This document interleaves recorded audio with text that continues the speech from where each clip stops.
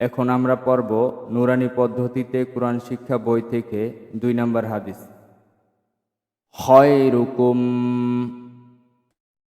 খয়রুকুম মান তাআল্লামাল মান তাআল্লামাল কুরআনা কুরআনা ওয়া আল্লামাহ। ওয়া আল্লামাহ।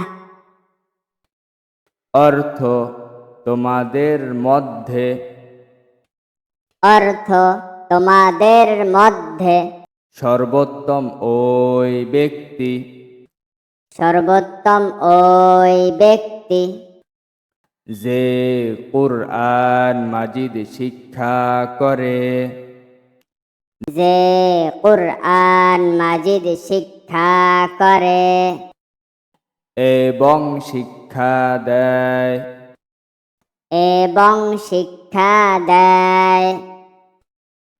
2 নম্বর হাদিস শরীফ। খয়রুকুম মান তাআল্লামাল কুরআনা ওয়া আল্লামাহ। 2 নম্বর হাদিস শরীফ। খয়রুকুম মান তাআল্লামাল কুরআনা ওয়া আল্লামাহ।